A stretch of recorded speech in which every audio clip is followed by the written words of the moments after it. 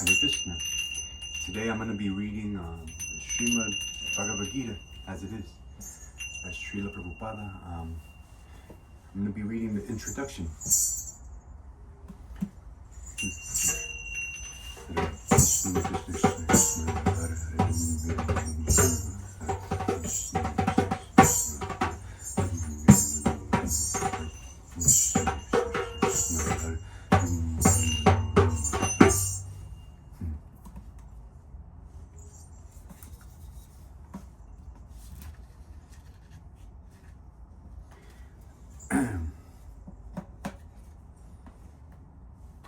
Introduction.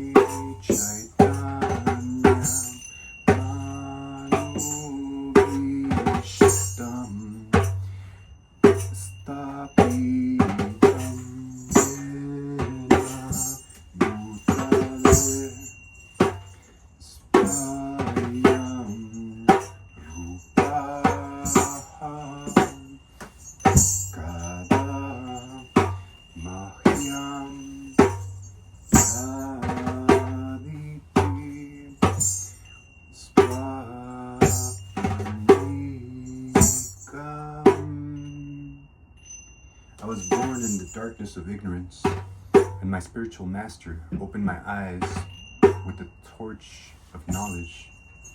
I offer my respectful obeisances unto him.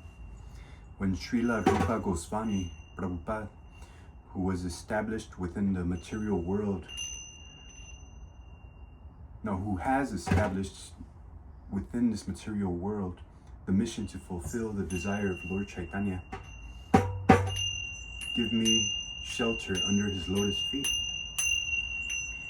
Vandeham Shri Guroho Shri Yuta Padakamalam Shri Gurun Vaishnavam Sha Shri Rupam Sagrajatam Sahagana Raghunathanditam Tam Sajivam Sadvaitam Saladupam Parijana Sahitam Krishna Chaitanya Devam Shri Radha Krishna Padam Saha Brahmalaritam Shri Vishakanvitam Sha. I offer my respectful obeisances unto the lotus feet of my spiritual master, and unto the feet of all Vaishnavas. I offer my respectful obeisances unto the lotus feet of Srila Rupa Goswami, along with his elder brother, Sanatana Goswami, as well as Raghunath Dasa and Raghunath Bhatta, Gopala Bhatta, and Srila Jiva Goswami. I offer my respectful obeisances to Lord Krishna Chaitanya and Lord Nityananda, along with Advaita Acharya, Gadadhara, Srivasa, and other associates. I offer my respectful obeisances to Srimati Radharani and Sri Krishna, along with their associates. Sri Lalita, and Vishaka. Hey Krishna Karuna Sindhu Dinabandhu Jagapate Gopesha Gopika Kanta Radha Kanta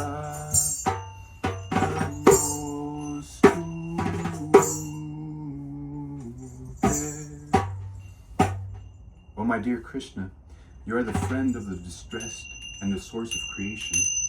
You are the master of the gopis and the lover of Radha Rani. I offer my respectful obeisances unto you. Tapta Panchana Gaurangi Radhe Vrindavaneshvari Vishabhanu Sute Evikanamami Hari Priya. I offer my respects to Radharani, whose bodily complexion is like molten gold, and who is the queen of Vrindavan. You are the daughter of King Vishabhanu, and you are very dear to Lord Krishna. Vanyacha Kalpataru Vayash Kripa Sindhuvya Evacha Bhaktitanam Pavanebhyo Vaishnavebhyo Namo Namaha. I offer my respectful obeisances unto all the Vaishnava devotees of the Lord, who can fulfill the desires of everyone, just like desire trees, and who are full of compassion for the fallen souls. Shri Krishna Chaitanya Prabhu Nityananda Shri Advaita Gadadhara Shri Vasari Gaura Bhakta-vrinda. I offer my respectful obeisances to Shri Krishna Chaitanya, Prabhu Nityananda, Shri Advaita Gadadhara, Shri Vasa, and all others in the line of devotion. Hare Krishna, Hare Krishna, Krishna Krishna, Hare Hare, Hare Rama, Hare Rama, Rama Rama, Hare Hare. Bhagavad Gita is also known as Gita Upanishad. It is the essence of Vedic knowledge and one of the most important Upanishads in Vedic literature. Of course, there are many commentaries in English on the Bhagavad Gita, and one may question the necessity for another one. This present edition can be explained in the following way. Recently, an American lady asked me to recommend an English translation of Bhagavad Gita. Of course, in America, there are so many editions of Bhagavad Gita available in English, but as far as I have seen, not only in America, but also in India, none of them can be strictly said to be authoritative, because in almost every one of them, the commentator has expressed his own opinions without touching the spirit of Bhagavad Gita as it is. The spirit of Bhagavad Gita is mentioned in the Bhagavad Gita itself. It is just like this. If we want to take a particular medicine, then we have to follow the directions written on the label. We cannot take the medicine according to our own whims or the direction of a friend. It must be taken according to the directions of the label or the directions given by a physician. Similarly, Bhagavad-gita should be taken or accepted as it is, directed by the speaker himself. The speaker of Bhagavad-gita is Lord Sri Krishna. He is mentioned on every page of Bhagavad-gita as the Supreme Personality of Godhead, Bhagavan. Of course, the word Bhagavan sometimes refers to any powerful person or any powerful demigod, and certainly here Bhagavan designates Lord Sri Krishna as a great personality. But at the same time, we should know that Lord Sri Krishna is the Supreme Personality of Godhead, as is confirmed by all great acharyas, spiritual masters like Shankaracharya, Ramanujacharya, Madhavacharya, Nimbarka Swami, Sri Chaitanya Mahaprabhu, and many other authorities of Vedic knowledge in India. The Lord himself establishes himself as the Supreme Personality of Godhead in the Bhagavad Gita, and he is accepted as such in the Brahma Samhita and all the Puranas, especially the Srimad Bhagavatam, known as the Bhagavata Purana. Krishna Stu Bhagavan Svayam. Therefore, we should take Bhagavad Gita as it is, directed by the personality of Godhead himself. In the 4th chapter of the Gita, the Lord says,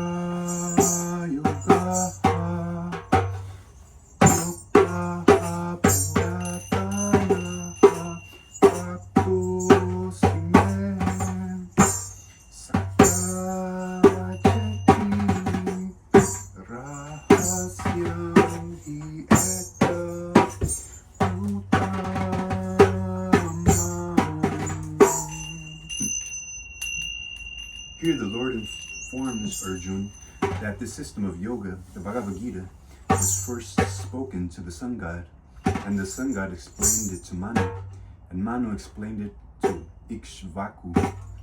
And in that way, by disciplic succession, one speaker after another, this yoga system has been coming down, but in the course of time it has become lost. Consequently, the Lord has to speak it again, this time to Arjuna on the battlefield of Kurukshetra.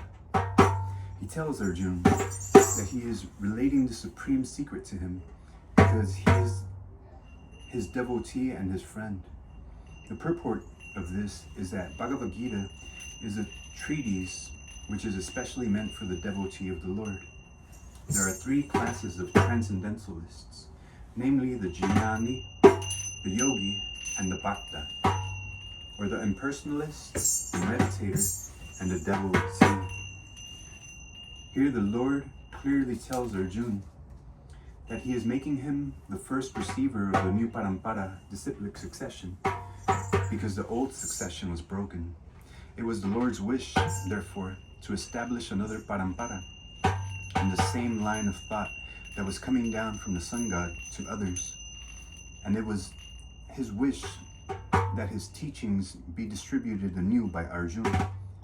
He wanted Arjuna to become the authority in understanding the Bhagavad-gita. So we see that the Bhagavad-gita is instructed to Arjuna, especially because Arjuna was a devotee of the Lord, a direct student of Krishna, and his intimate friend. Therefore, Bhagavad-gita is best understood by a person who has similar qualities to Arjuna.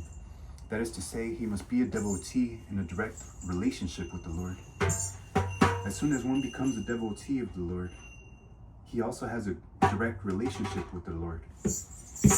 And that is a very elaborate subject matter. But briefly, it can be stated that a devotee is in a relationship with the Supreme Personality of Godhead in one of 5 different ways. One may be a devotee in a passive state. One may be a devotee in an active state.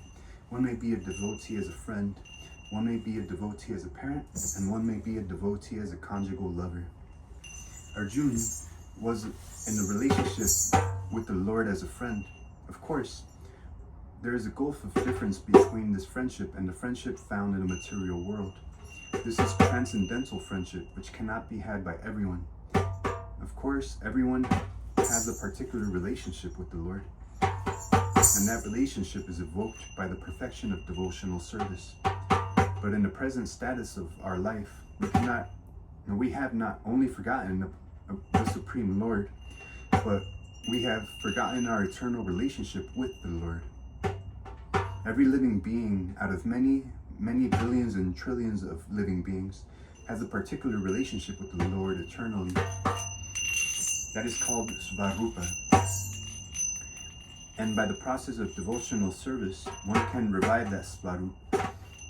And that stage is called Svarup Siddhi, perfection of one's constitutional position. So Arjuna was a devotee, and he was in touch with the Supreme Lord in friendship. How Arjuna accepted this Bhagavad-gita should be noted. His matter of acceptance is given in the 10th chapter. Arjuna vacha param dhamma param dhamma pavitam paramam pavan purusham shashvatam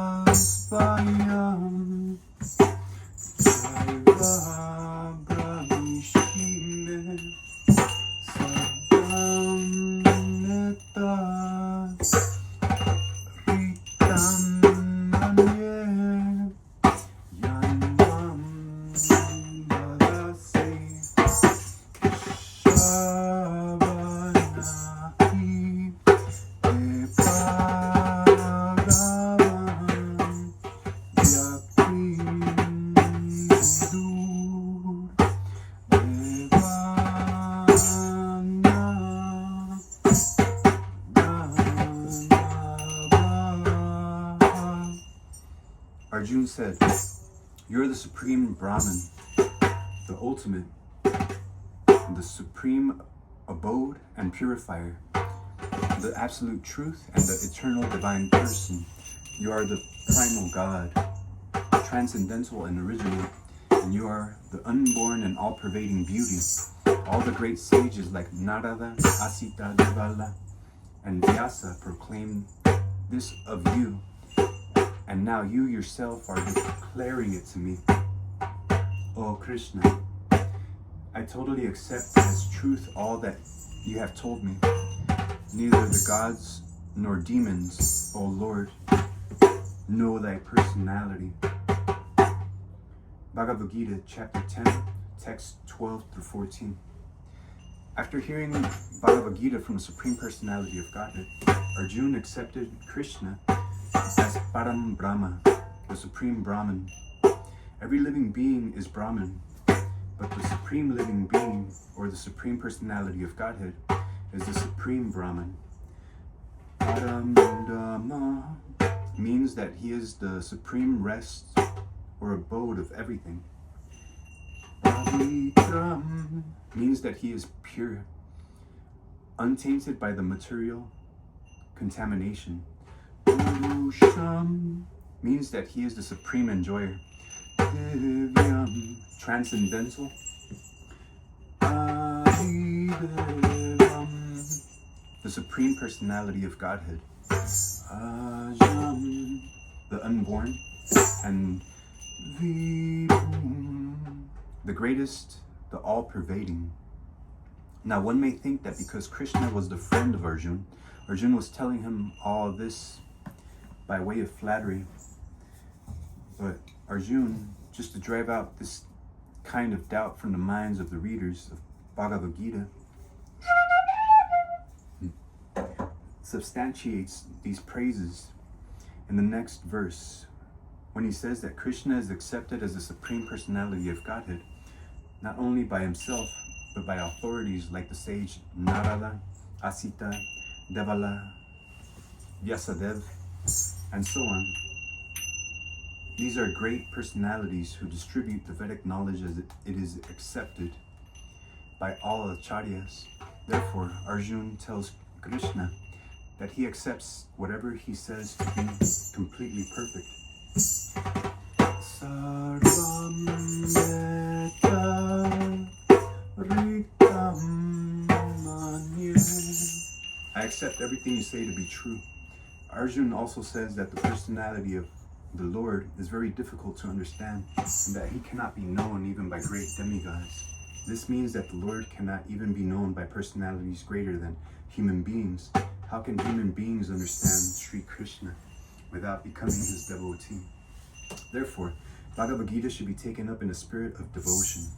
One should not think that he is equal to Krishna, nor should he think that Krishna is an ordinary personality, or even a very great personality. Lord Shri Krishna is the Supreme Personality of Godhead. At least theoretically, according to the statements of Bhagavad Gita, or the statements of Arjuna, the person who is trying to understand the Bhagavad Gita, we should therefore, at least theoretically, accept that Shri Krishna is the Supreme Personality of Godhead.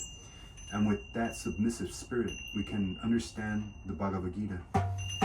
Unless one reads the Bhagavad Gita in a submissive spirit, it is very difficult to understand the Bhagavad Gita, because it is a great mystery. Just what is Bhagavad Gita? The purpose of Bhagavad Gita is to deliver mankind from the nice science of material existence.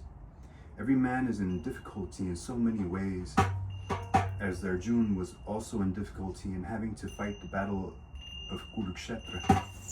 Arjuna surrendered unto Sri Krishna, and consequently, this Bhagavad Gita was spoken.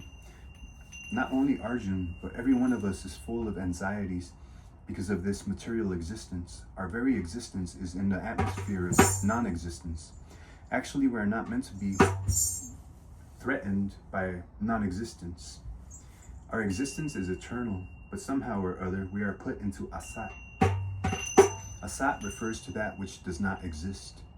Out of so many human beings who are suffering, there are a few who are actually inquiring about their position, as to what they are, why they are put into this awkward position, and so on. Unless one is awakened to this position of questioning his suffering, unless he realizes that he doesn't want suffering, but rather wants to make a solution to all sufferings, then one is not to be considered a perfect human being. Humanity begins when this sort of inquiry is awakened in one's mind. In the Brahma Sutra, this inquiry is called Brahma Jignasa. Every action of the human being is to be considered a failure unless he inquires about the nature of the Absolute.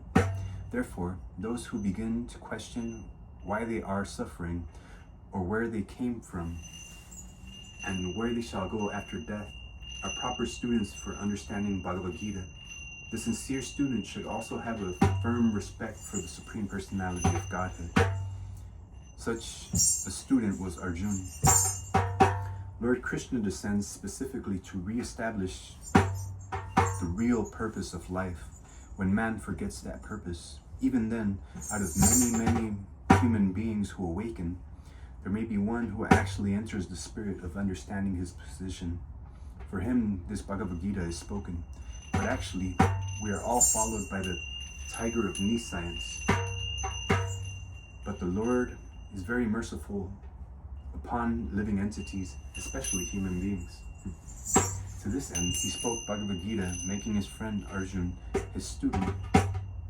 Being an associate of Lord Krishna, Arjuna was above all ignorance. But Arjuna was put into ignorance on the battlefield of Kurukshetra just to question Lord Krishna about the problems of life, so that the Lord could explain them for the benefit of future generations of human beings and chalk out the plan of life. And then man could act accordingly and perfect the mission of human life. The subject of the Bhagavad-gita entails the comprehension of 5 basic truths. First of all, the science of God is explained, and then the constitutional position of the living entities, jivas. There is Ishvara, which means controller, and there are jivas, the living entities which are controlled. If a living entity says that he is not controlled, but that he is free, then he is insane. The living being is controlled in every respect, at least in his conditioned life. So in Bhagavad Gita, the subject matter deals with the Ishvara, the supreme controller, and the jivas, the controlled living entities.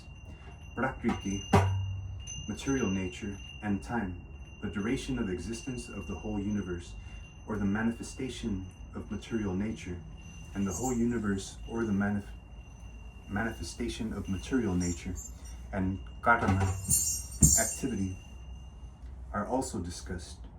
The cosmic manifestation is full of different activities. All living entities are engaged in different activities. From Bhagavad Gita, we must learn what God is and what the living entities are. What Prakriti is, what the cosmic manifestation is, and how it is controlled by time, and what the activities of the living entities are. Out of these 5 basic subject matters in Bhagavad Gita, it is established that the Supreme Personality of Godhead, or Krishna, or Brahman, or Supreme Controller, or Paramatma, you may use whatever name you like, is the greatest of all. The living beings are in quality like the Supreme Controller.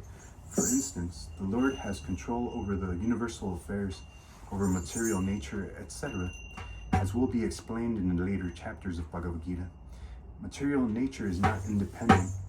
She is acting under the directions of the Supreme Lord, as Lord Krishna says, Prakriti is working under my direction. When we see wonderful things happening in the cosmic nature, we should know that behind this cosmic manifestation, there is a controller. Nothing could be manifested without being controlled. It is childish not to consider the controller. For instance, a child may think that an automobile is quite wonderful to be able to run without a horse or other animal pulling it. But a sane man knows the nature of the automobile's engineering arrangement.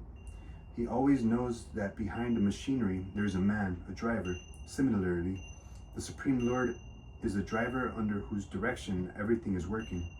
Now the jivas, or the living entities, have been accepted by the Lord, as we will note in later chapters, as his parts and parcels. A particle of gold is also gold. A drop of water from the ocean is also salty. Similarly, we, the living entities, being part and parcel of the Supreme Controller, Ishvara, or Bhagavan, Lord Sri Krishna, have all the qualities of the Supreme Lord in minute quantity, because we are minute. Ishvaras, subordinate Ishvaras. We are trying to control nature, as presently we are trying to control space or planets, and this tendency to control is there because it is in Krishna.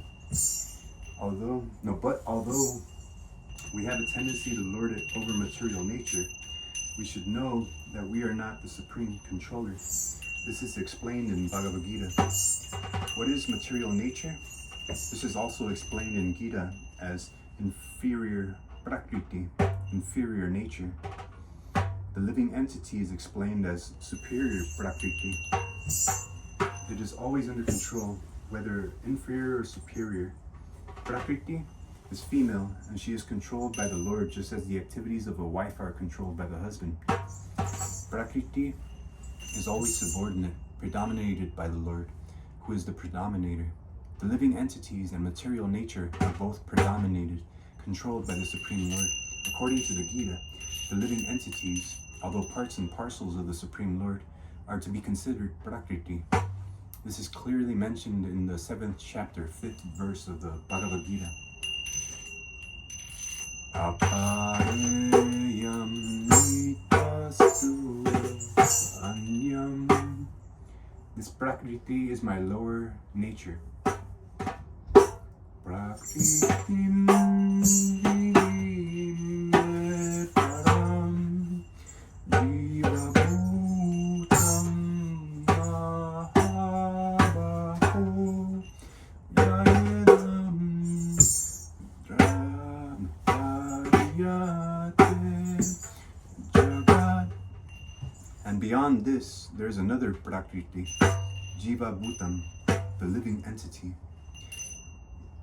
Prakriti itself is constituted by 3 qualities: the mode of goodness, the mode of passion, and the mode of ignorance. Above these 3 modes, there is eternal time, and by a combination of these modes of nature and under the control and purview of eternal time, there are activities which are called karma. These activities are being carried out from time immemorial, and we are suffering or enjoying the fruits of our activities. For instance, suppose I am a businessman and we have worked very hard with intelligence and have amassed a great bank balance. Then I am an enjoyer. But then say I have lost all my money in business, then I am a sufferer. Similarly, in every field of life, we enjoy the results of our work, or we suffer the results. That is called karma. Ishvara, the Supreme Lord, Jiva, the living entity, Prakriti, nature, eternal time, and karma, activity, are all explained in the Bhagavad-gita. Out of these 5, the Lord, the living entities, material nature, and time are eternal. The manifestation of Prakriti may be temporary, but is not false. Some philosophers say that the manifestation of material nature is false, but according to the philosophy of Bhagavad-gita, or according to the philosophy of the Vaishnavas, this is not so. The manifestation of the world is not accepted as false. It is accepted as real, but temporary. It is likened unto a cloud which moves across the sky, or the coming of the rainy season, which nourishes grains. As soon as the rainy season is over, and as soon as the cloud goes away, all drops which were nourished by the rain dry up. Similarly, this material manifestation takes place at a certain interval, stays for a while, then disappears. Such are the workings of Prakriti, but the cycle is working eternally. Therefore, Prakriti is eternal. It is not false. The Lord refers to this as my Prakriti. This material nature is the separated energy of the Supreme Lord. And similarly, the living entities are also the energy of the Supreme Lord. But they are not separated. They are eternally related.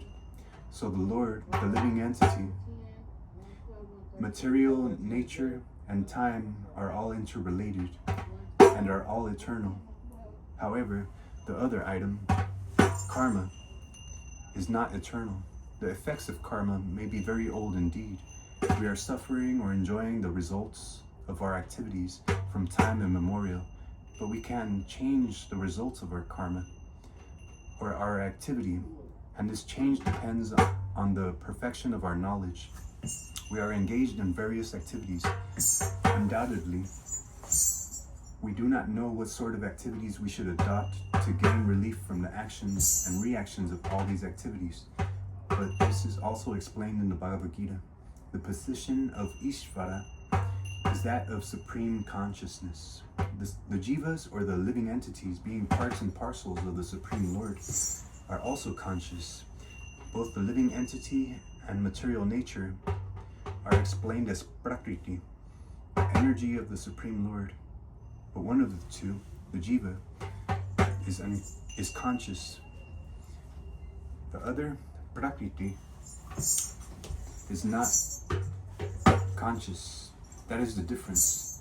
Therefore, the jiva Prakriti is called superior because the jiva has consciousness which is similar to the Lord's. The Lord's is supreme consciousness, however, and one should not claim that the jiva, the living entity, is also supremely conscious. The living entity cannot be supremely conscious at any stage of his perfection. The theory that he can be so is misleading. No, is a misleading theory. Conscious he may be, but he is not perfectly or supremely conscious.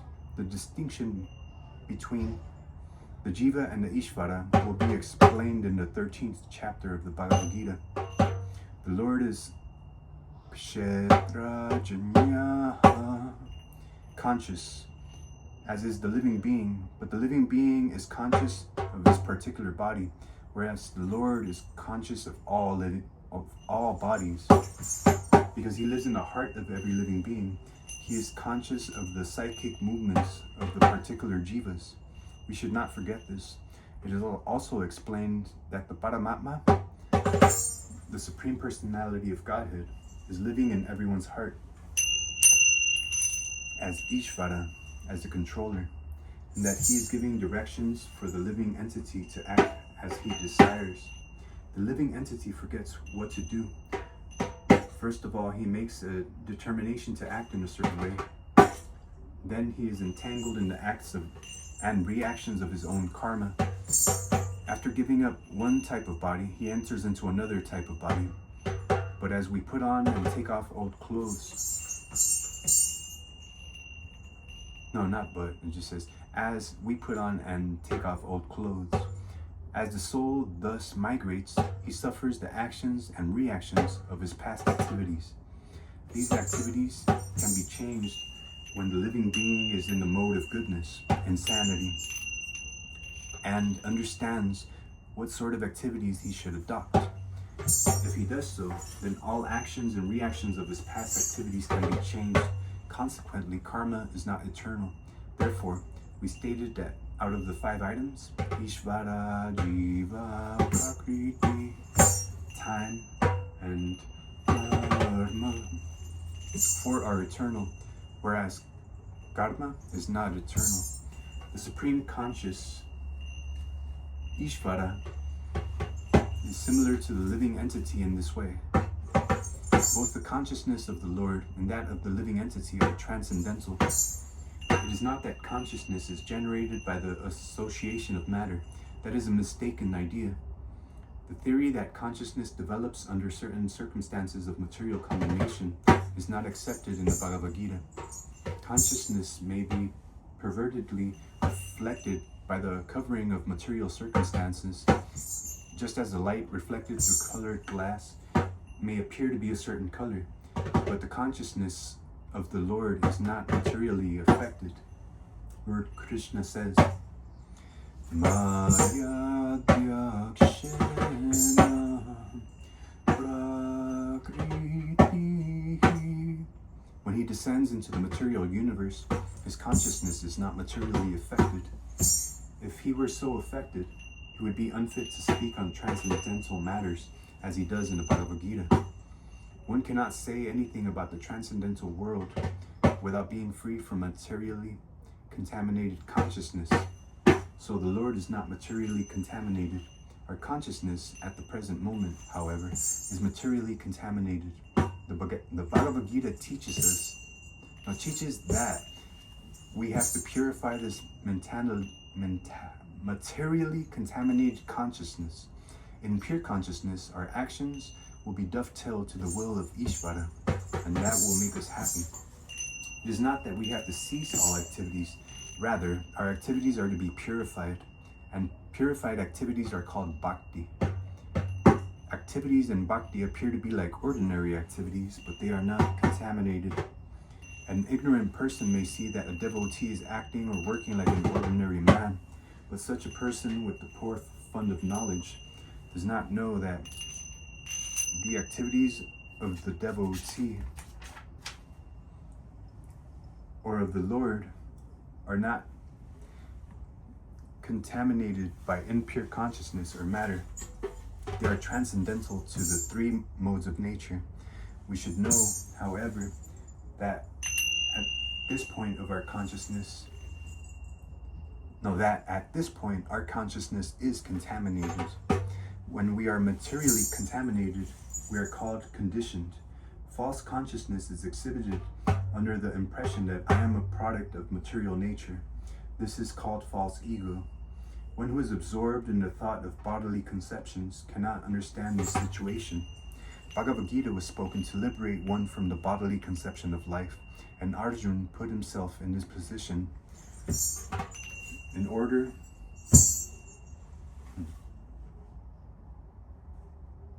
to receive this information from the Lord. One must become free from the bodily conception of life. That is the preliminary activity for the transcendentalists. One who wants to become free, who wants to become liberated, must first learn that he is not this material body. Mukti, or liberation, means freedom from material consciousness. In the Srimad Bhagavatam, also the definition of liberation is given. Mukti means liberation from the contaminated consciousness of this material world and situation in pure consciousness. All the instructions of Bhagavad-gita are intended to awaken this pure consciousness, and therefore we find at the last stage of the Gita's instruction that Krishna is asking Arjuna whether he is now in purified consciousness. Purified consciousness means acting in accordance with the instructions of the Lord. This is the whole sum and substance of purified consciousness. Consciousness is already there because we are part and parcel of the Lord.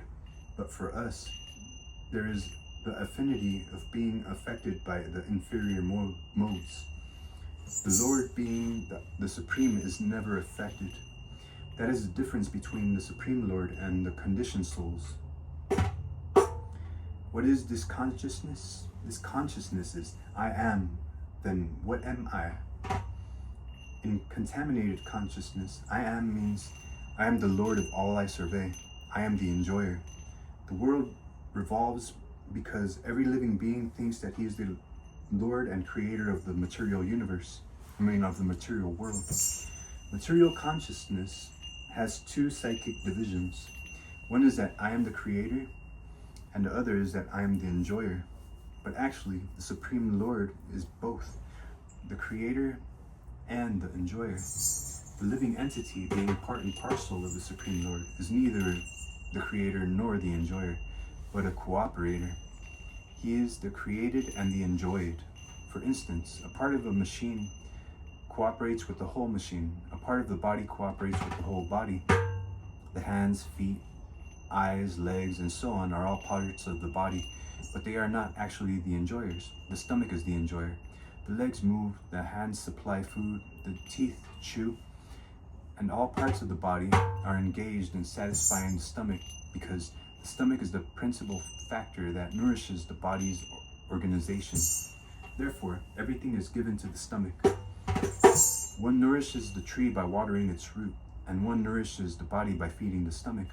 For if the body is to be kept in a healthy state, then the parts of the body must cooperate to feed the stomach. Similarly, the Supreme Lord is the enjoyer and the creator, and we, as subordinate living beings, are meant to cooperate to satisfy him. This cooperation will actually help us, just as food taken by the stomach will help all the other parts of the body. If the fingers of the hand think that they should take the food themselves instead of giving it to the stomach, then they will be frustrated. The central figure of creation and of enjoyment is the Supreme Lord, and the living entities are cooperators. By cooperation, they enjoy. The relation is also that of the master and the servant. If the master is fully satisfied, then the servant is satisfied. Similarly, the Supreme Lord should be satisfied. Although the tendency is to become the creator, and the tendency is to enjoy the material world. And the tendency to enjoy the material world are there also in the living entities, because these tendencies are there in the Supreme Lord, who has created the manifested cosmic world. We shall find, therefore, in this Bhagavad-gita that the complete whole is comprised of the Supreme Controller, the controlled living living entities, the cosmic manifestation, eternal time, and karma, or activities, and all these are explained in this text. All of these, taken completely, form the complete whole, and the complete whole is called the Supreme Absolute Truth. The complete whole and the complete absolute truth are the complete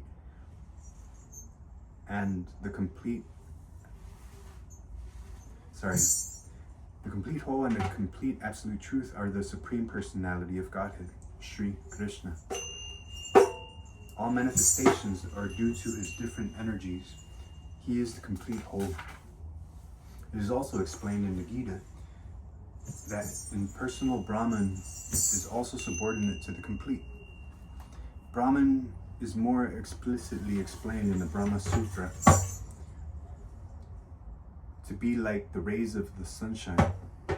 The impersonal Brahman is the shining rays of the Supreme Personality of Godhead. Impersonal Brahman is incomplete realization of the absolute whole. And so also is the conception of Paramatma in the 12th chapter. There it shall be seen that both the Supreme Personality of Godhead, Purushottama, is above both impersonal Brahman and the partial realization of Paramatma. The Supreme Personality of Godhead is called Satchidananda Vigraha. The Brahma Samhita begins this way. Ishvara Parama Krishna Satchidananda Vigraha Andiradi Govinda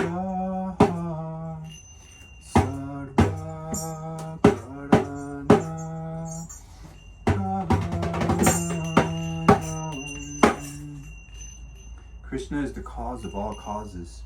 He is the primal cause, and he is the very form of an eternal being, knowledge and bliss. Impersonal Brahman realization is the realization of his Sat being feature. Paramatma realization is the realization of Chit, eternal knowledge feature. But realization of the personality of Godhead, Krishna, is realization of all transcendental features, Sat, Chit, and Ananda, being, knowledge, and bliss, in complete Vigraha form. People with less intelligence consider the Supreme Truth to be impersonal, but he is a transcendental person, and this is confirmed in all Vedic literatures. Nityo Nityanam Chaitanash Chaitananam. As we are all individual living beings,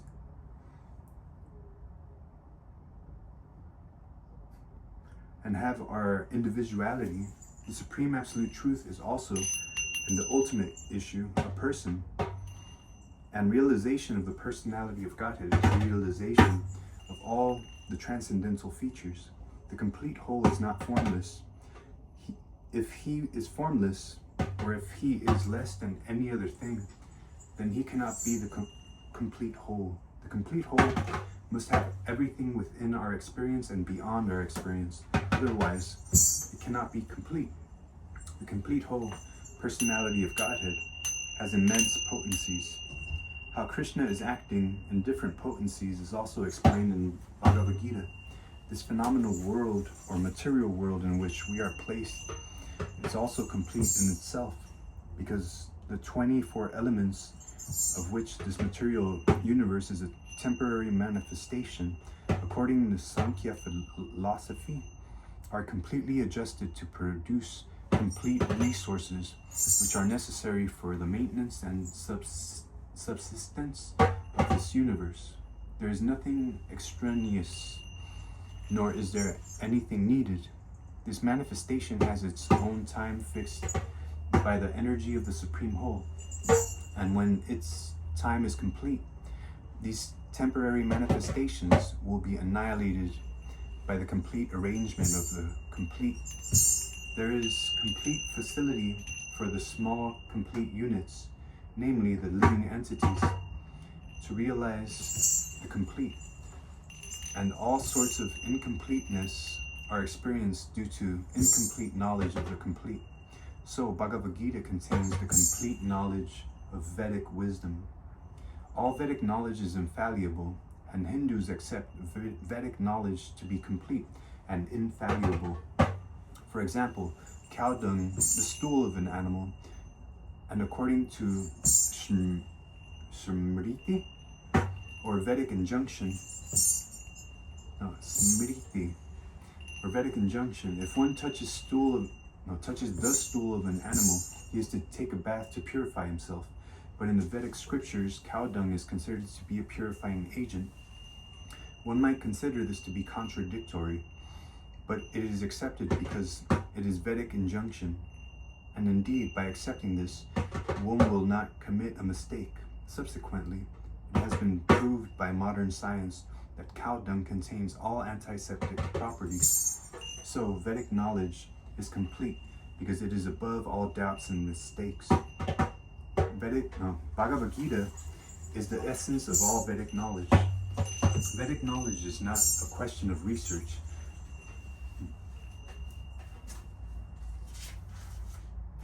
Our research works imperfect because we are researching things with imperfect senses.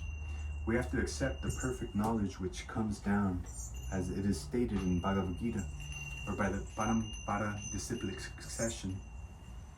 We have to receive knowledge from the proper source in disciplic succession, beginning with the Supreme Spiritual Master, the Lord Himself, and handed down to a succession of spiritual masters. Arjun, the student who took lessons from Lord Sri Krishna, accepts everything that he says without contradicting him. One is not allowed to accept one portion of Bhagavad-gita and not another. No, we must accept Bhagavad-gita without interpretation, without deletion, and without our own whimsical participation in the matter. The Gita should be taken as the most perfect presentation of Vedic knowledge.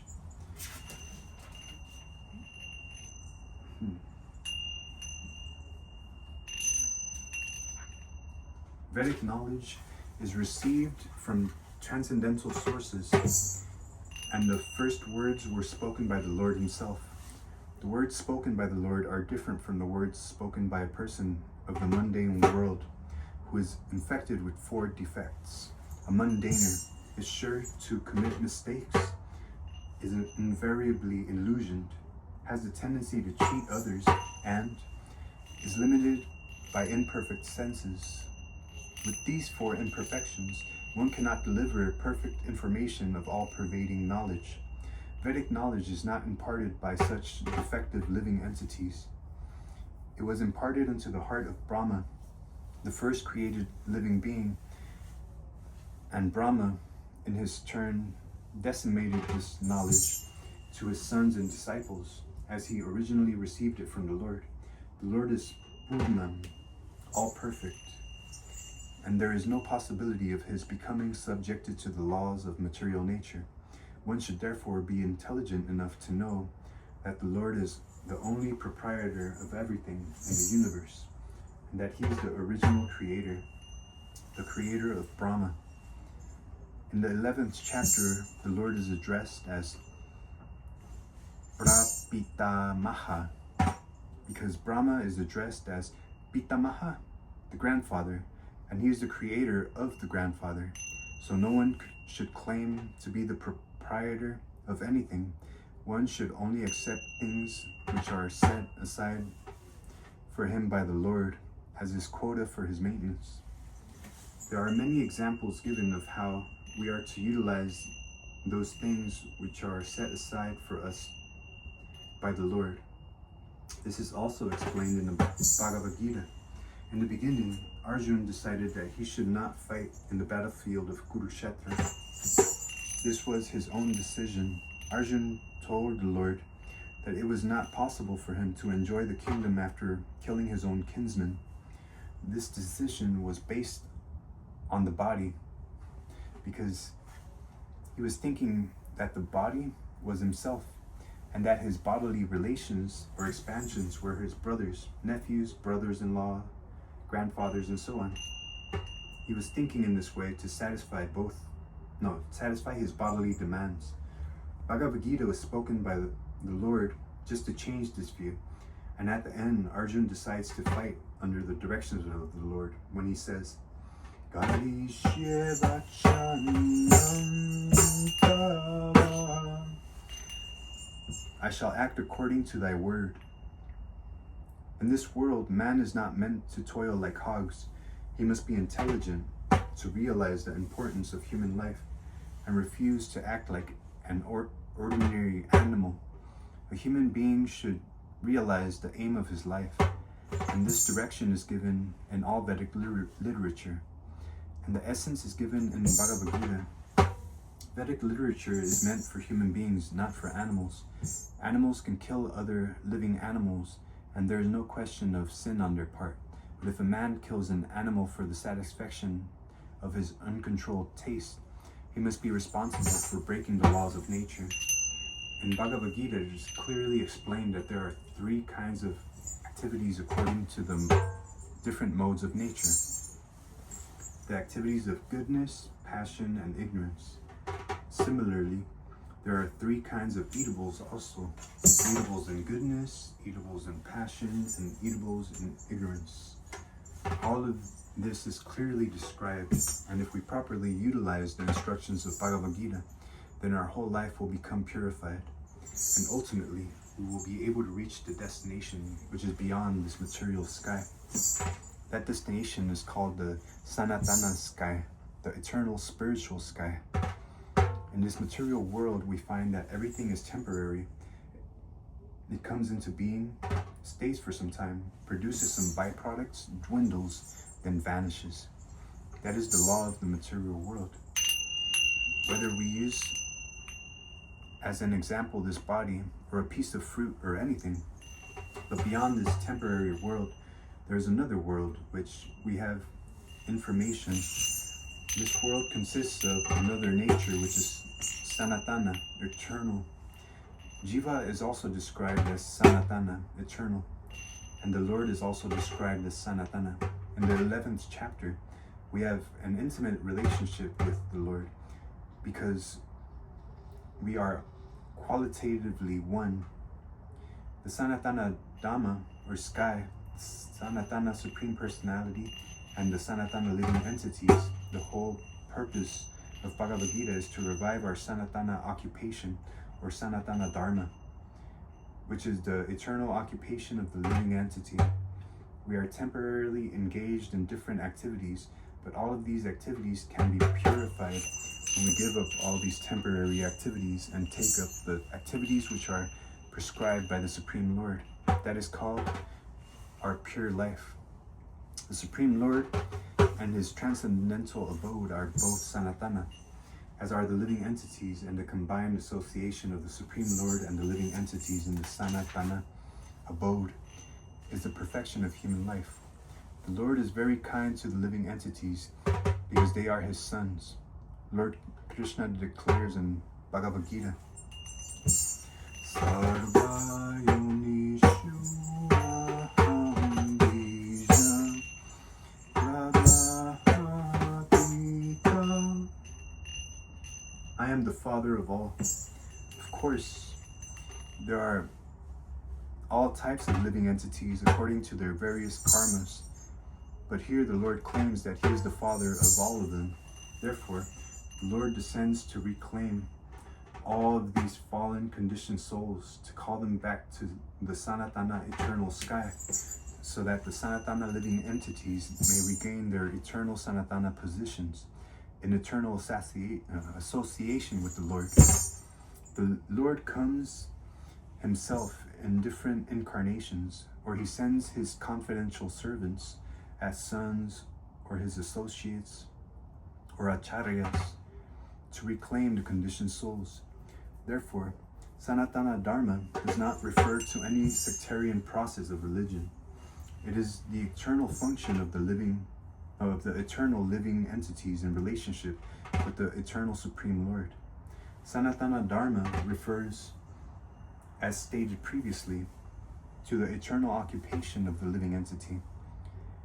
Ramanujacharya has explained the word Sanatana as that which has neither beginning nor end. So when we speak of Sanatana Dharma, we must take it for granted on the authority of Sri Ramanujacharya that it has neither beginning nor end. The English word religion is a little different from Sanatana Dharma.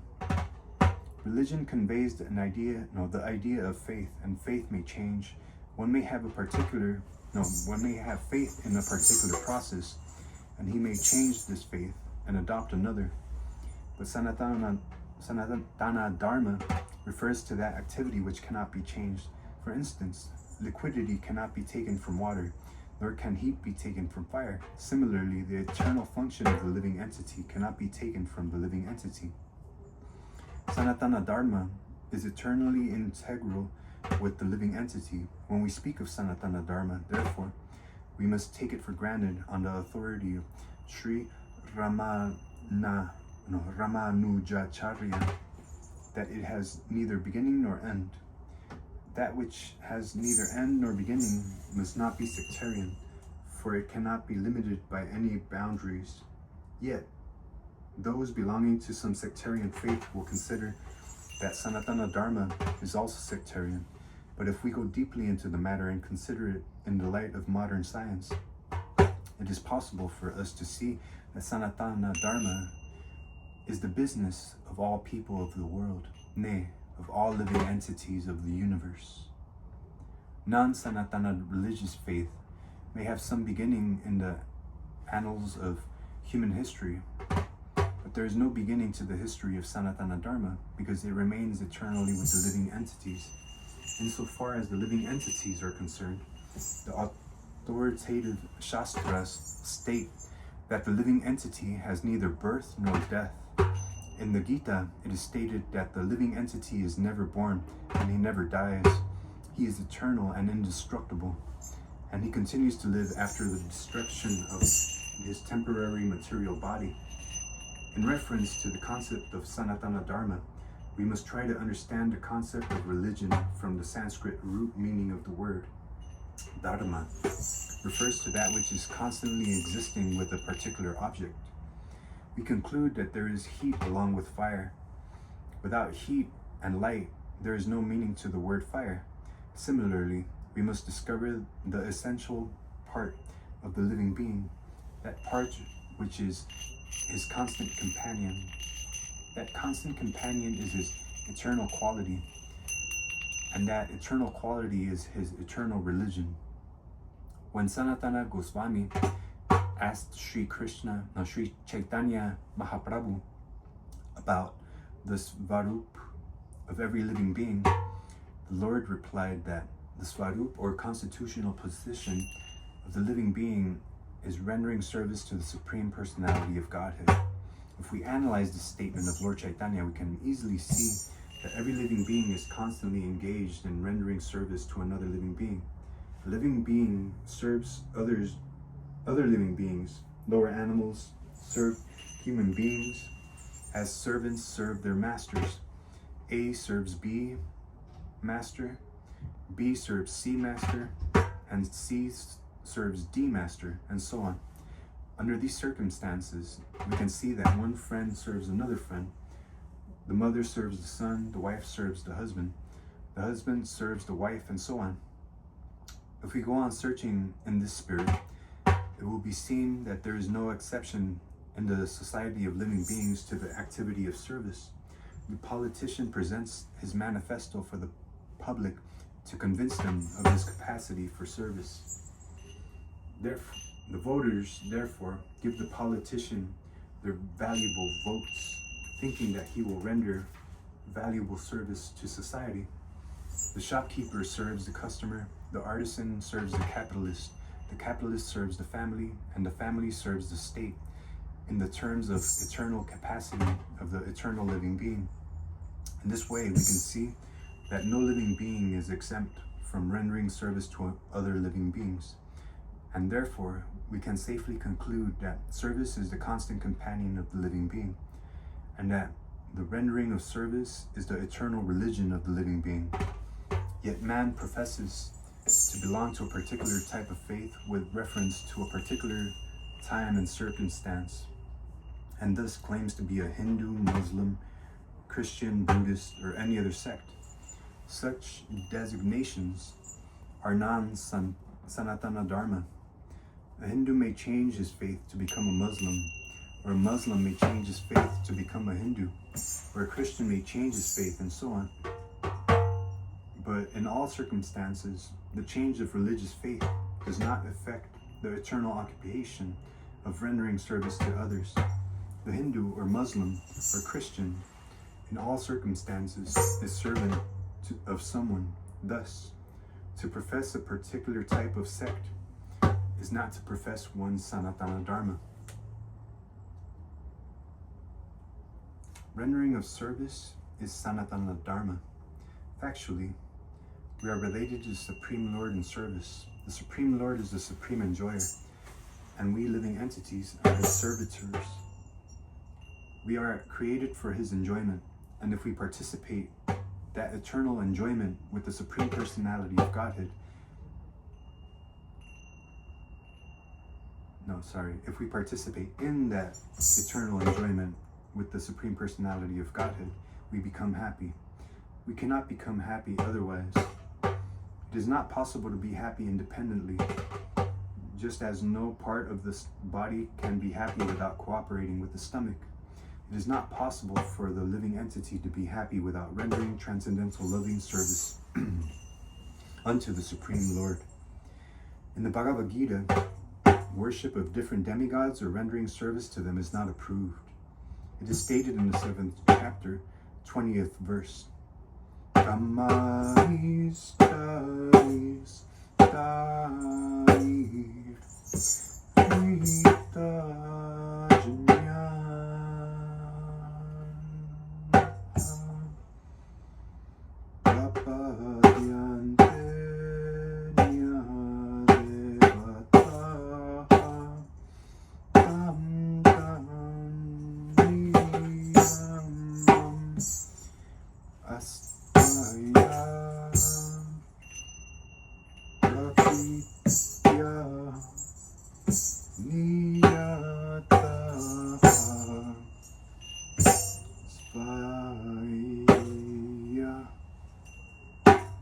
Those whose minds are distorted by material desires surrender unto demigods and follow the particular rules and regulations of worship according to their own natures. Bhagavad-gita 7, chapter 7, text 20. Here it is plainly said that those who are directed by lust worship the demigods and not the Supreme Lord Krishna. When we mention the name Krishna, we do not refer to any sectarian name. Krishna means the highest pleasure, and it is confirmed that the Supreme Lord is the reservoir or storehouse of all pleasure. We are all hankering after pleasure. Anandamayo Vyasa. VS 1:1:12. The living entities, like the Lord, are full of consciousness, and they are after happiness. The Lord is perpetually happy, and if the living entities associate with the Lord, cooperate with Him, and take part in His association, then they can also become happy. The Lord descends to this mortal world to show His pastimes in Vrindavan, which are full of happiness. When Lord Sri Krishna was in Vrindavan, his activities with his cowherd boyfriends, with his damsel friends, with the inhabitants of Vrindavan, and with the cows were all full of happiness. The total population of Vrindavan knew nothing but Krishna. But Lord Krishna even discouraged his father Nanda Maharaj from worshipping the demigod Indra, because he wanted to establish the fact that people need not worship any demigod. They need only worship the Supreme Lord, because their ultimate goal is to return to his abode. The abode of Lord Sri Krishna is described in the Bhagavad-gita, 15th chapter, 6th verse.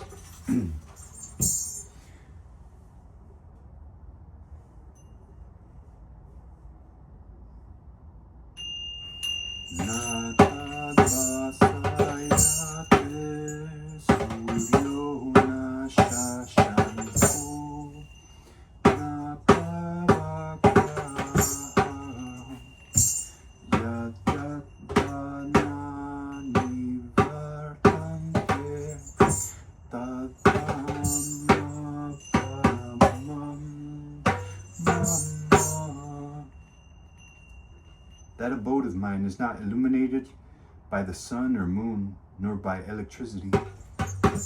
Anyone who reaches it never comes back to this material world. Bhagavad-gita, chapter 15, text 6. This verse gives a description of that eternal sky.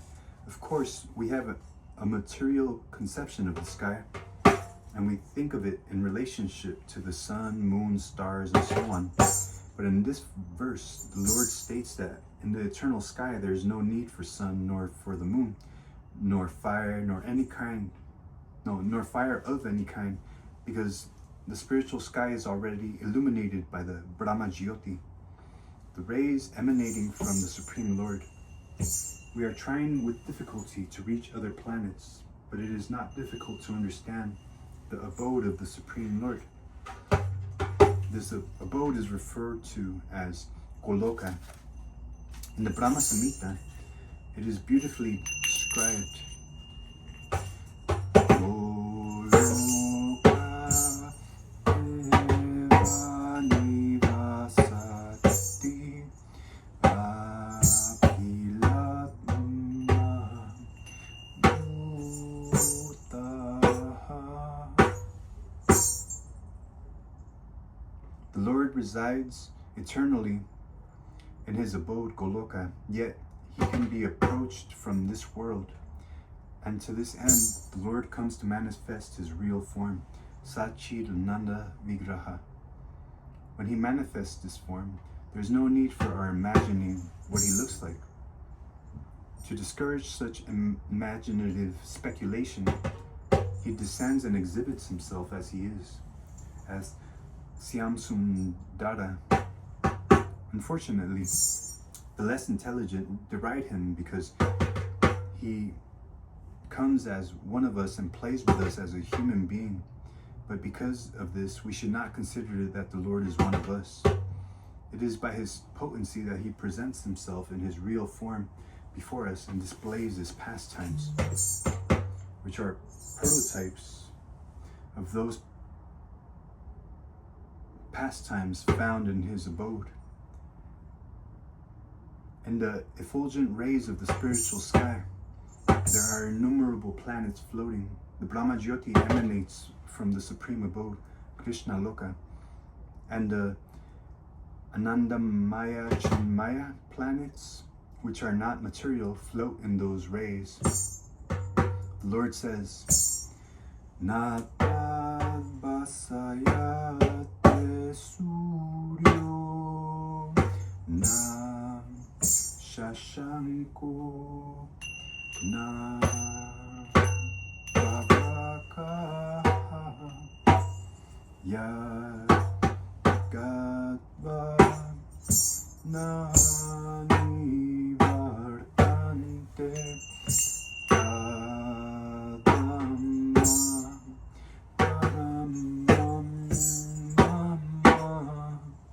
One who can approach that spiritual sky is not required to descend again to the material sky.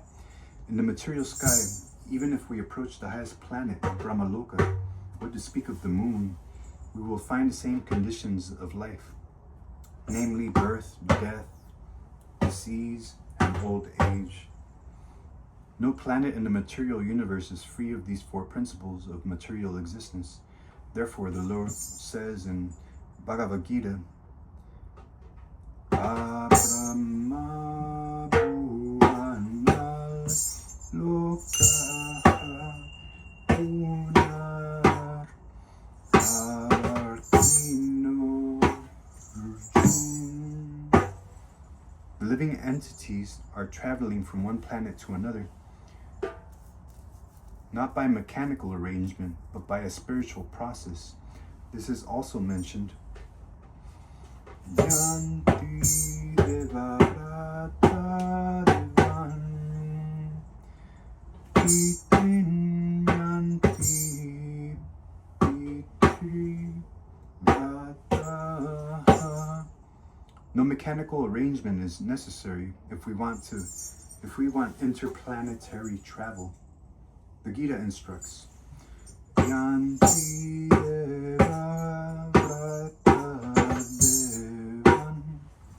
The moon, the sun, and higher planets are called Svarga Loka. There are three different statuses of planets: higher, middle, and lower planetary systems. The Earth belongs to the middle planetary system. Bhagavad Gita informs us how to travel to higher planetary systems, Devaloka, with a very simple formula. Yanti Devavata Devan. One need only worship a particular demigod of that particular planet, and in that way go to the moon, the sun, or any of the higher planetary systems. Yet Bhagavad Gita does not advise us to go to any of the planets in this material world, because even if we go to Brahmaloka through some sort of mechanical contrivance, by maybe traveling for 40,000 years, and who would live that long, we will still find the material inconveniences of birth, death, disease, and old age. But one who wants to approach the supreme planet, Krishna Loka, or any of the other planets within the spiritual sky, will not meet these material inconveniences. Amongst all the planets in the spiritual sky, there's one supreme planet called Goloka Vrindavan, which is the original planet in the abode of the Supreme Personality of Godhead, Sri Krishna. All this information is given in Bhagavad Gita, and we are given through its information how to leave the material world and begin a truly blissful life in the spiritual sky. In the 15th chapter of Bhagavad Gita, the real picture of the material world is given. It is said there,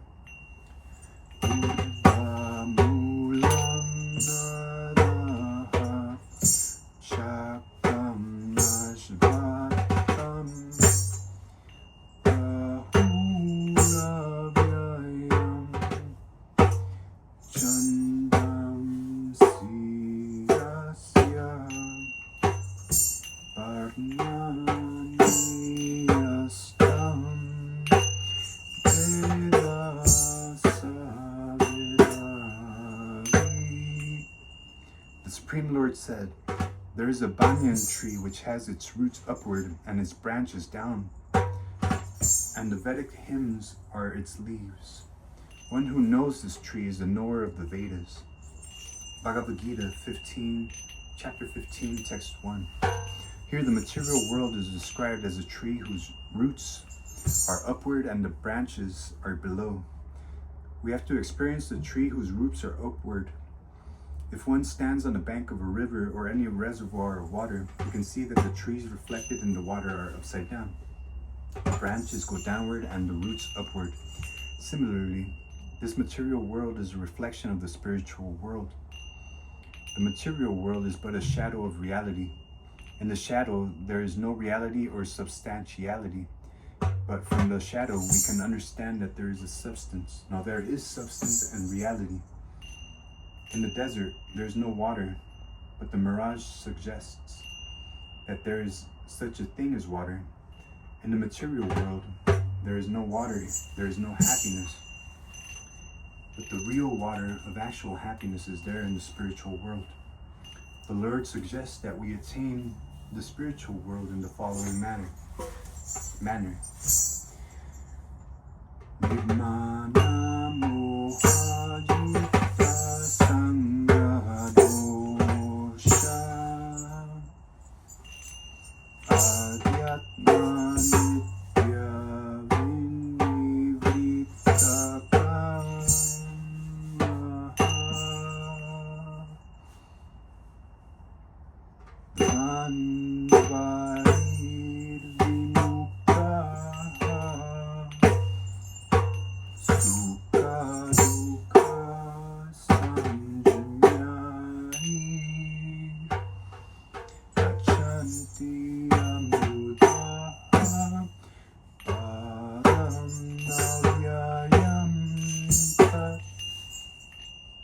That padam avyayam, or eternal kingdom, can be reached by one who is nirmana moha.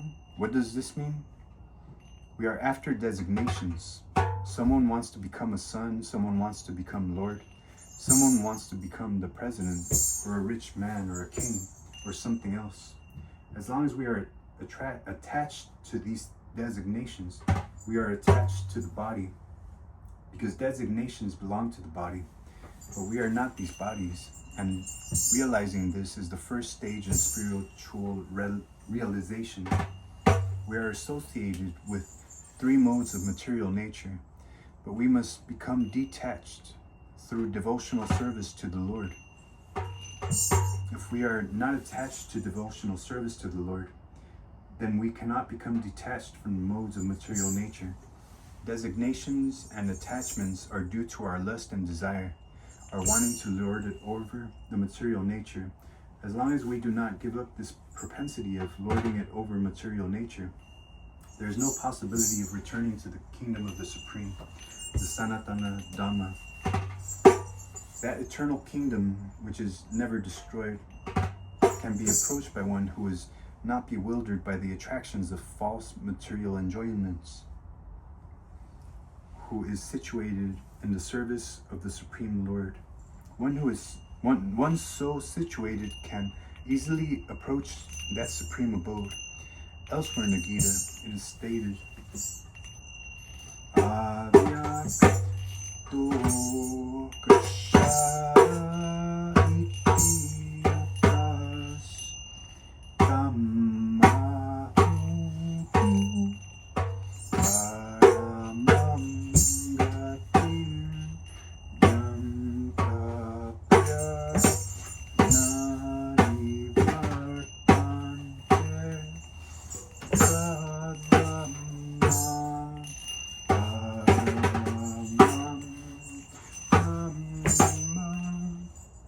Avyakta means unmanifested.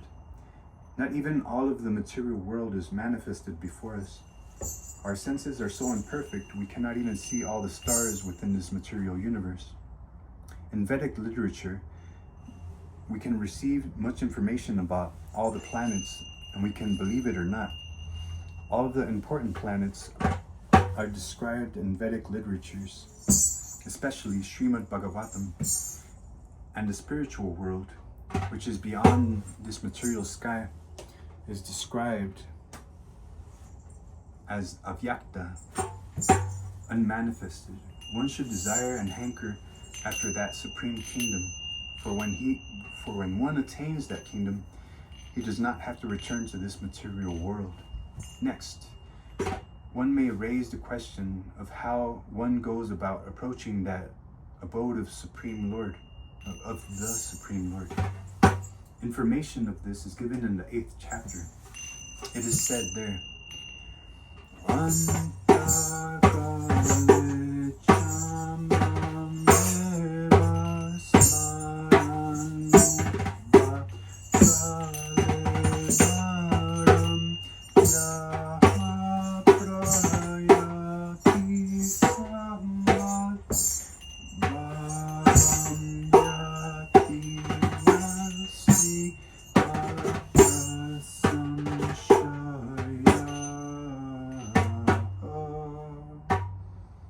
anyone who quits his body at the end of life, remembering me, attains immediately to my nature, and there is no doubt of this. Bhagavad-gita, chapter 8, text 5.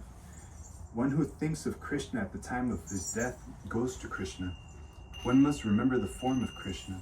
If he quits his body thinking of this, he approaches the spiritual kingdom. Refers to the supreme nature of the supreme being. The supreme being is Satchidananda Vigraha, eternal, full of knowledge and bliss. Our present body is not Satchidananda. It is Asat, not Sat. It is not eternal. It is perishable. It is not Chit, full of knowledge, but it is full of ignorance. We have no knowledge of the spiritual kingdom, nor do we even have perfect knowledge of this material world, where there are so many things unknown to us. The body is also Nirananda. Instead of being full of bliss, it is full of misery. All of the miseries we experience in the material world arise from the body. But one who leaves this body thinking of the Supreme Personality of Godhead at once attains a Satchidananda body, as is promised in this 5th verse of the 8th chapter, where Lord Krishna says, he attains my nature. The process of quitting this body and getting in another body in the material world is also organized. A man dies after it has been decided what form of body he will have in his next life. Higher authorities, not the living entity himself, make this decision. According to our activities in this life, we either rise or sink. This life is a preparation for the next life. If we prepare, therefore, in this life to get promotion to the kingdom of God, then surely, after quitting this material body, we will attain a spiritual body just like the Lord. As explained before, there are different kinds of transcendentalists: Brahmavadi, Paramatmavadi, and the devotee. And as mentioned in the Brahmajyoti, spiritual sky, there are innumerable spiritual planets. The number of these planets is far, far greater than all of the planets of this material world. This material world has been approximated as only 1/4 of the creation. In this material segment, there are millions and billions of universes with trillions of planets and suns, stars and moons. But this whole material creation is only a fragment of the total creation.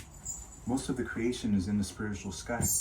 One who desires to merge into the existence of the Supreme Brahman is at once transferred to the Brahmajyoti of the Supreme Lord, and thus attains the spiritual sky. The devotee who wants to enjoy the association of the Lord enters into the Vaikuntha planets, which are innumerable, and the Supreme Lord, by his plenary expansions, as Narayana with 4 hands, and with different names like Pradyumna, Aniruddha, Govinda, etc., associates with him there. Therefore, at the end of life, the transcendentalists either think of the Brahmajyoti, the Paramatma, or the Supreme Personality of Godhead, Sri Krishna.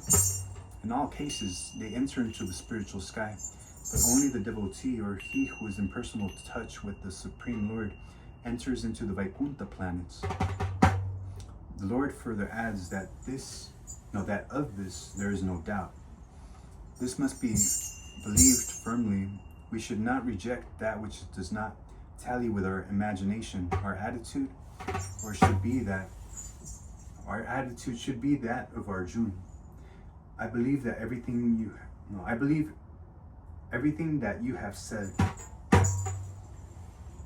Therefore, when the Lord says that at the time of death, whoever thinks of him as Brahman or Paramatma, or as the personality of Godhead, certainly enters into the spiritual sky. There is no doubt about it. There is no question of disbelieving it. The information on how to think of the Supreme Being at the time of death is also given in the Gita. Yam yam api smaranam bhavam yajati ante kalevaram tam tam evaiti kaunteya sada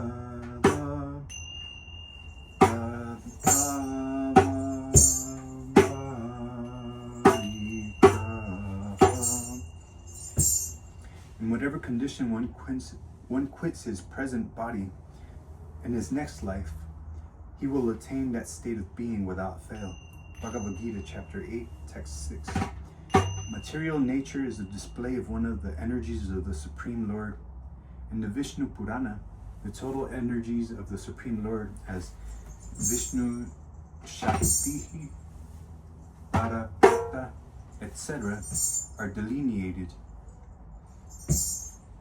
The Supreme Lord has diverse and innumerable energies which are beyond our conception. However, great learned sages or liberated souls have studied these energies and have analyzed them into three parts. All of the energies are of Vishnu Shakti. That is to say, they are different potencies of Lord Vishnu. That energy is para, transcendental. Living entities also belong to the superior energy, as has already been explained. The other energies, or material energies, are in the mode of ignorance. At the time of death, we can either remain in the inferior energy of this material world, or we can transfer the energy to the spiritual world. In life, we are accustomed to thinking either of material or the spiritual energy. There are so many literatures which fill our thoughts with the material energy. Newspapers, novels, etc. Our thinking, which is now absorbed in these literatures, must be transferred to the Vedic literatures. The great sages, therefore, have written so many Vedic literatures such as the Puranas, etc. The Puranas are not imaginative, they are historical records. In the Chaitanya Charitamrita, there is the following verse. Maya Mudha Jivetahi Svataha Krishna Jnana Jivera Kripaya Kaila Krishna Veda Purana. Chaitanya Charitamrita, Madhya 20, 122. The forgetful living entities or conditioned souls have forgotten their relationship with the Supreme Lord, and they are engrossed in thinking of material activities. Just to transfer their thinking power to the spiritual sky, Krishna has given a great number of Vedic literatures. First, he divided the Vedas into four. Then he explained them in the Puranas, and for less capable people, he wrote the Mahabharata. In the Mahabharata, there is given the Bhagavad-gita, then all Vedic literature is summarized in the Vedanta Sutra. And for future guidance, he gave a natural commentation on the Vedanta Sutra called the Srimad Bhagavatam. We must always engage our minds in reading these Vedic literatures, just as materialists engage their minds in reading newspapers, magazines, and so many materialistic literatures. We must transfer our reading to these literatures, which are given to us by Vyasadeva. In that way, it will be possible for us to remember the Supreme Lord at the time of death. That is the only way suggested by the Lord, and He guarantees the result. There is no doubt. Bhagavad Gita, chapter 8, text 7. Tasmat sarveshu kaleshu mamanusama yityachamai arpitammanubhuri mamevaishyasi asamshaya. Therefore, Arjun, you should always think of me. And at the same time, you should continue your prescribed duty and fight, with your mind and activities always fixed on me, everything engaged in me. You will attain to me without any doubt. He does not advise Arjun to simply remember him and give up his occupation. No, the Lord never suggests anything impractical. In this material world, in order to maintain the body, one has to work.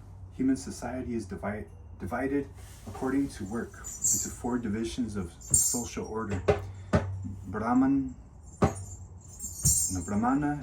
Kshatriya, Vaishya, Shudra.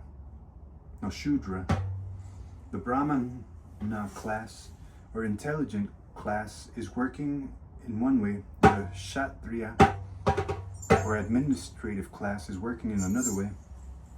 The mercantile class and the laborers are all tending to their specific duties.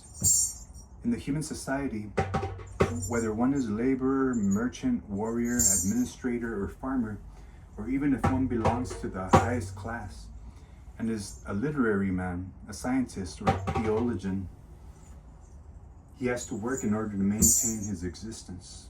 The Lord therefore tells Arjun that he need not give up his occupation, but while he is engaged in his occupation, he should remember Krishna.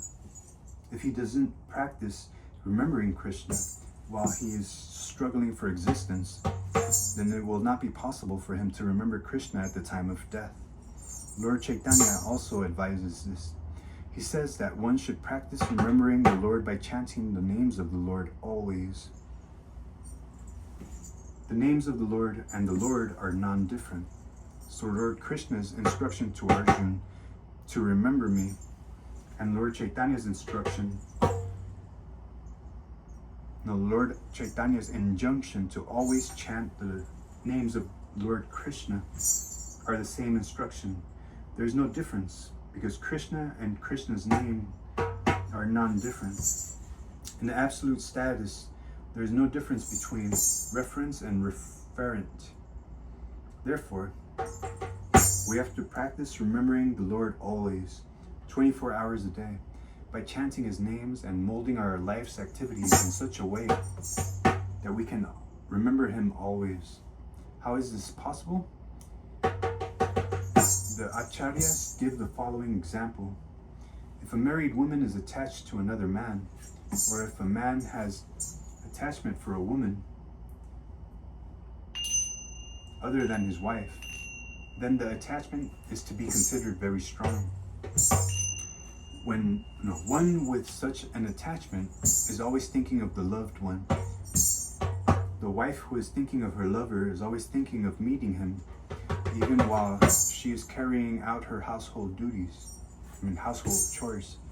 In fact, she carries out her household work even more carefully so her husband will not suspect her of attachment.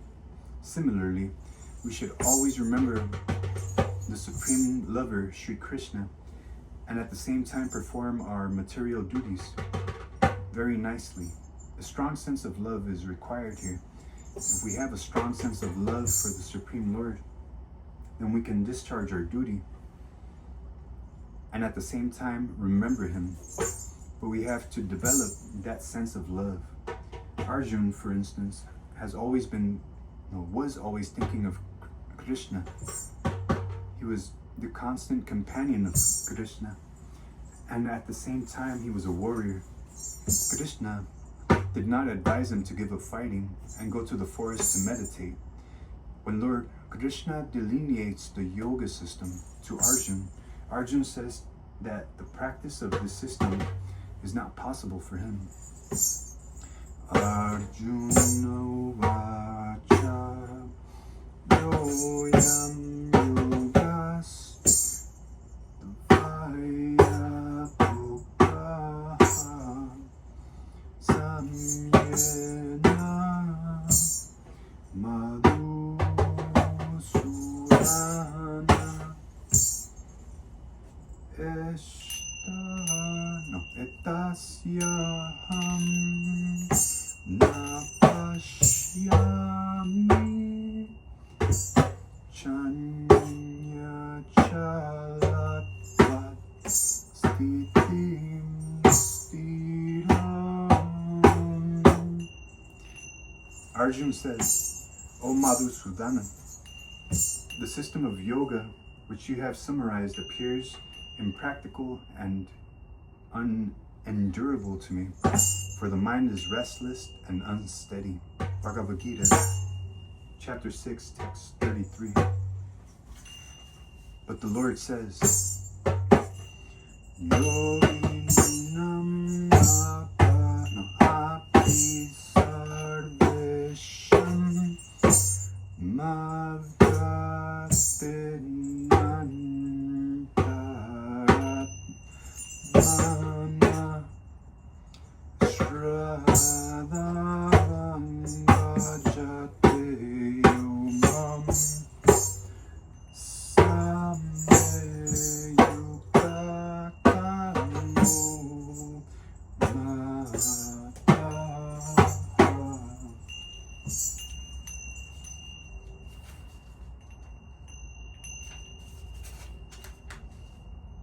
Of all yogis, he who always abides in me with great faith, worshipping me in transcendental loving service, is most intimately united with me in yoga, and is the highest of all. Bhagavad-gita, chapter 6, text 47. So one who thinks of the Supreme Lord always is the greatest yogi, the supermost jnani, and the greatest devotee at the same time. The Lord further tells Arjun that as a kshatriya, he cannot give up his fighting, but if Arjun fights remembering Krishna, then he will be able to remember him at the time of death. But one must be completely surrendered in the transcendental loving service of the Lord. We work not with our body, actually, but with our mind and intelligence. So if the intelligence and the mind are always engaged in the thought of the Supreme Lord, then naturally the senses are also engaged in his service. Superficially, at least, the activities of the senses remain the same, but the consciousness is changed. The Bhagavad-gita teaches one how to absorb the mind and intelligence in the thought of the Lord. Such absorption will enable one to transfer himself to the kingdom of the Lord. If the mind is engaged in Krishna's service, then the senses are automatically engaged in his service. This is the art. And this is also the secret of Bhagavad Gita, total absorption in the thought of Sri Krishna. Modern man has struggled very hard to reach the moon, but he has not tried very hard to elevate himself spiritually. If one has 50 years of life ahead of him, he should engage that brief time in cultivating this practice of remembering the Supreme Personality of Godhead. This practice is the devotional process of Shravanam Kirtanam Vishnu Smaranam Dara Sevanam Archanam Vandhanam Dasyam Satyam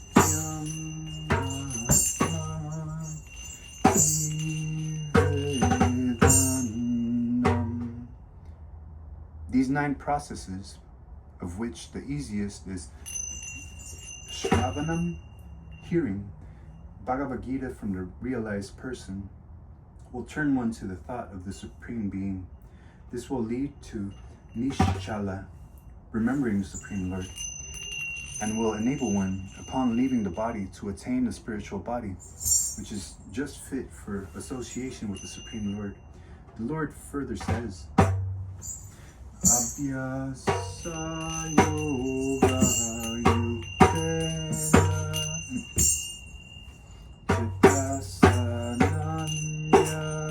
vamina paramam purusham kenyam yati parata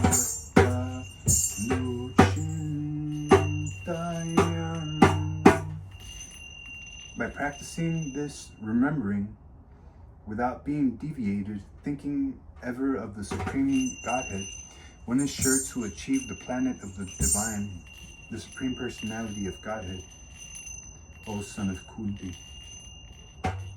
Bhagavad Gita, chapter 8, text 8. This is not a very difficult process, however. One must learn it from an experienced person, from one who is already in the practice. The mind is always flying to this and that, but one must always practice concentrating the mind on the form of the Supreme Lord Krishna, Supreme Lord Sri Krishna, or on the sound of his name. The mind is naturally restless, going hither and thither, but it can rest in the sound vibration of Krishna. One must thus meditate on Paramam Purusham, the Supreme Person, and thus attain him. The ways and the means for ultimate realization, ultimate attainment, are stated in the Bhagavad Gita, and the doors of this knowledge are open for everyone. No one is barred out. All classes of men can approach him, or can approach the Lord by thinking of him. For hearing and thinking of him is possible for everyone. The Lord further says, Mama Mani Parta Yapashitya Yepishu Papayonaya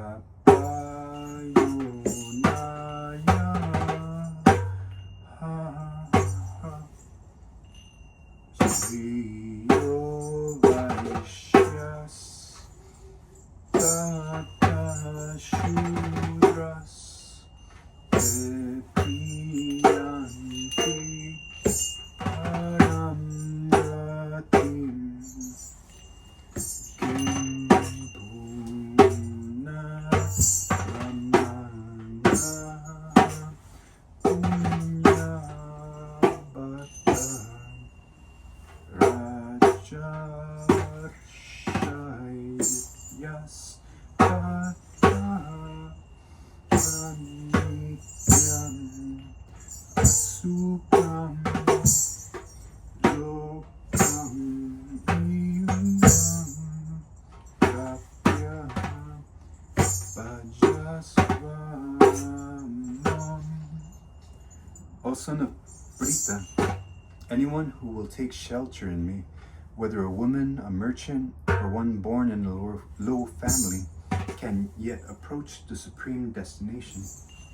How much greater then are the Brahmanas, the righteous, the devotees and saintly kings in this miserable world.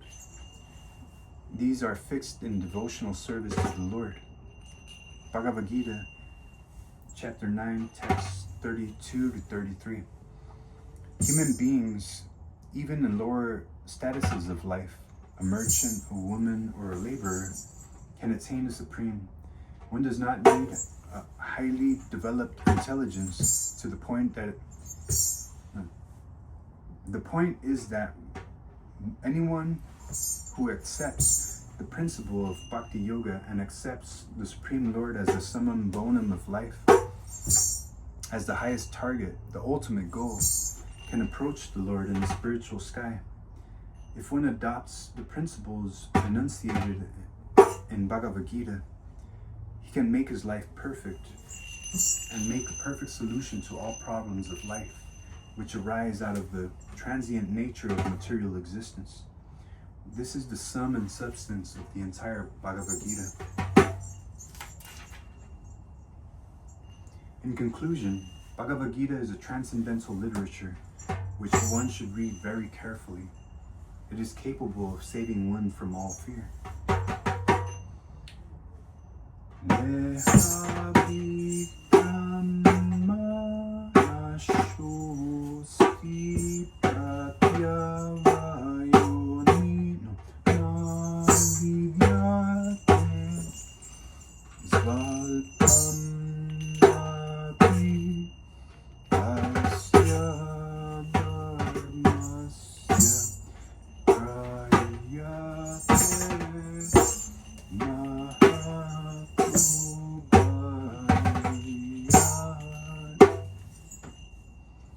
In this endeavor, there is no loss or diminution,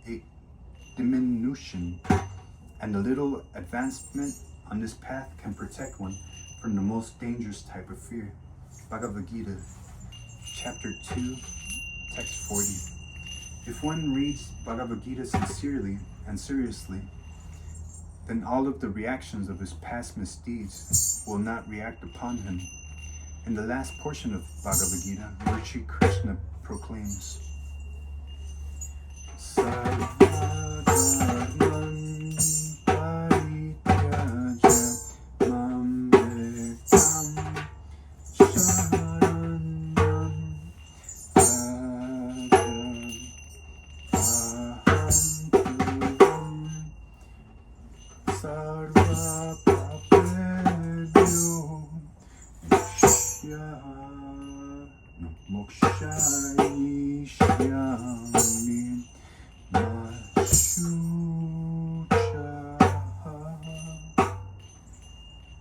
give up all varieties of religiousness and just surrender unto me. And in return, I shall protect you from all sinful reactions. Therefore, you have nothing to fear. Bhagavad-gita, chapter 18, text 66. Thus, the Lord takes all responsibility for one who surrenders unto him, and he indemnifies all the reactions of sin. One cleanses himself daily by taking a bath in water, but one who takes his bath only once in the sacred Ganges of the Bhagavad-gita cleanses away all the dirt of material life, because Bhagavad-gita is spoken by the Supreme Personality of Godhead. One need not read any other Vedic literature. One need only attentively and regularly hear and read Bhagavad-gita. In the present age, mankind is so absorbed with mundane activities that it is not possible to read all of the Vedic literatures. But this is not necessary. This one book, Bhagavad-gita, will suffice, because it is the essence of all Vedic literatures, and because it is spoken by the Supreme Personality of Godhead. It is said that one who drinks the water of the Ganges certainly gets salvation. But what to speak of one who drinks the waters of Bhagavad-gita? Gita is the very nectar of the Mahabharata, spoken by Vishnu himself. For Lord Krishna is the original Vishnu. It is nectar emanating from the mouth of the Supreme Personality of Godhead, and the Ganges is said to be emanating from the lotus feet of the Lord. Of course, there's no difference between the mouth and the feet of the Supreme Lord. But in our position, we can appreciate that the Bhagavad-gita is even more important than the Ganges. The Bhagavad-gita is just like a cow, and Lord Krishna, who is a cowherd boy, is milking this cow. The milk is the essence of the Vedas, and Arjuna is just like a calf. The wise men, the great sages, and the devotees are to drink the nectarian milk of the Bhagavad-gita. In this present day, man is very eager to have one scripture, one God, one religion, and one occupation. So let there be one common scripture for the whole world, Bhagavad-gita, and let there be one God for the whole world, Sri Krishna, and one mantra only. Hare Krishna, Hare Krishna, Krishna Krishna, Hare Hare,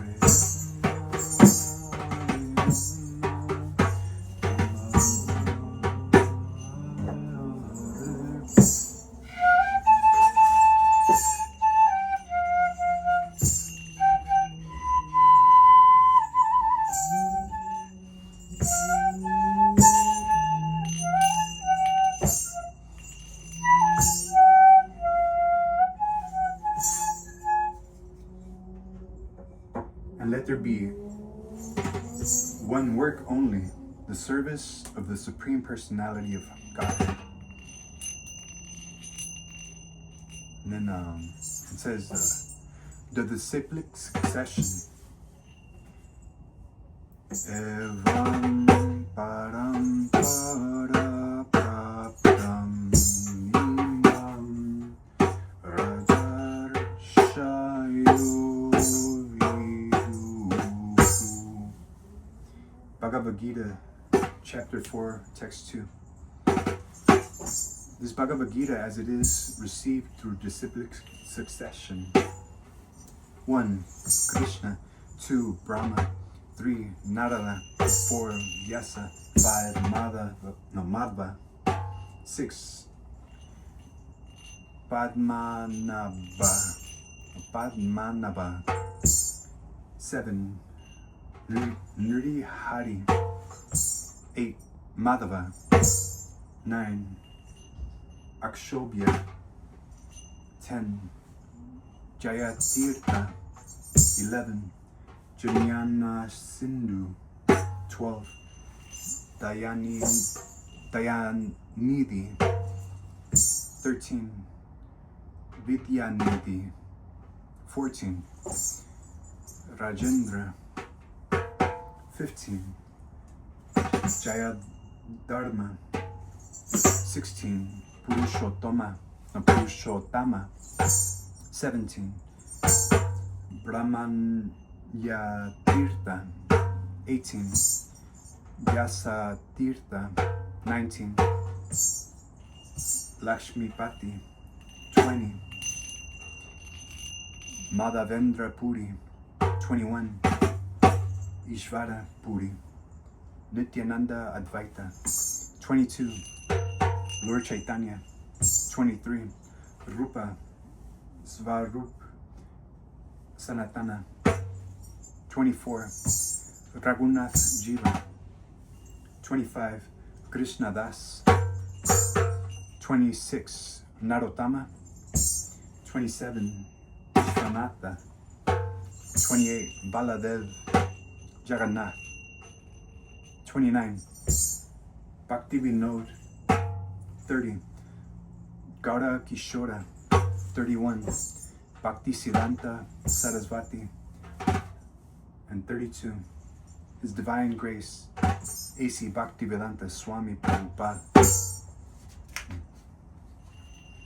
And here's His Divine Grace, Srila A.C. Bhaktivedanta Swami Prabhupada.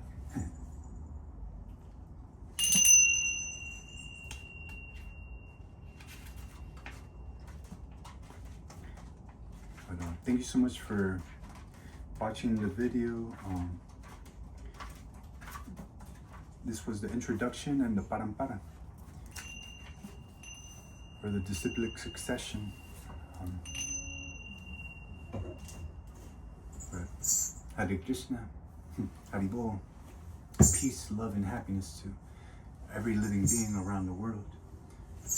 I hope you have a most beautiful time, and I'll be back soon. Hare Krishna. Hare Krishna.